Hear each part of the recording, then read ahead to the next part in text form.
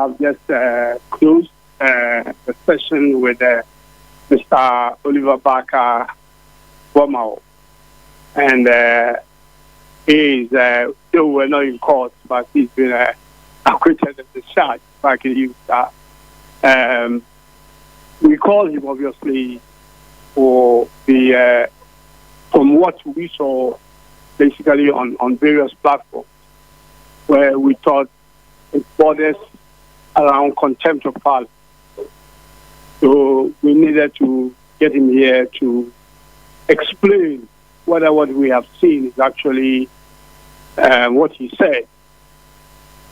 And we have just started this new parliament. Committees are being formed, and we have not finished doing that.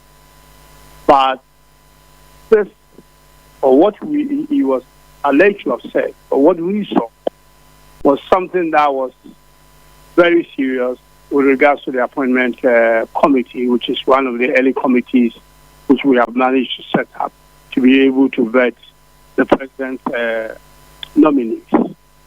So we needed to get him here to give us an explanation as to what that happened. He's coming, and we simply wanted, as I said, this matter should have actually been referred to the Privileges Committee. But as I said, a new Privileges Committee under the 9th Parliament has not yet been formed. So we just wanted to give him the initial opportunity to apologize, if indeed he was the author of those words. And then, if what comes out is otherwise, then we will take it to the plenary and then get the speaker to basically follow the procedure.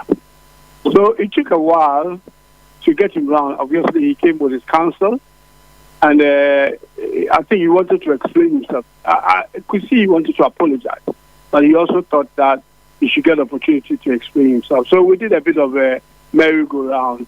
He wanted to give context to his post, and I realized the committee had set out to get him to apologize, and so you didn't really allow him to give the sort of context he wanted to give.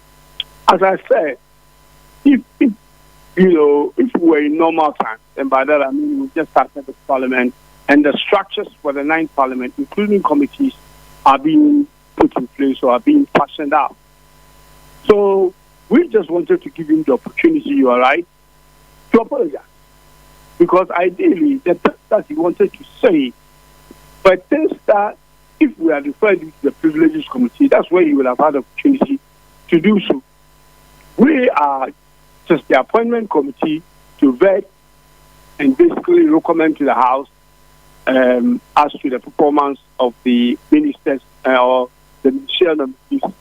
We are not the Privileges Committee, even though the chairman of the appointment committee will also be, by constitution, will also be the chairman of the Privileges Committee. So appropriately, that's where we refer to.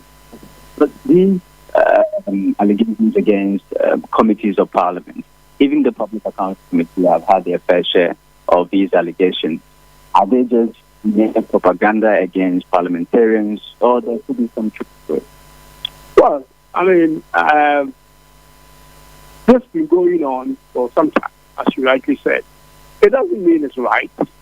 It doesn't mean we should condone it. It doesn't mean we should continue somewhere along the line. We will have to put a stop to it if we strongly believe that the allegations being put out there is not true, or are not true. But if that continues unchecked, then we are basically going down the road with our democracy. So I think that's what it is. It's not like they say to other committees, so it's okay. It should continue. Somewhere along the line, it must be stopped. And this is just the beginning of the 9th Parliament. And this is one of the earliest committees set up. So in order to ensure that things do not degenerate in the 9th Parliament, I think this is an important meeting, to have. And I think it is good that we've been able to get, the gentleman to apologize. That obviously sends a signal down the road that you cannot sit anywhere and utter any words and think that you can get away with. Thank you very much. All right, Adra, so you had the Honorable Ricketts-Hagan, Deputy Majority Leader, giving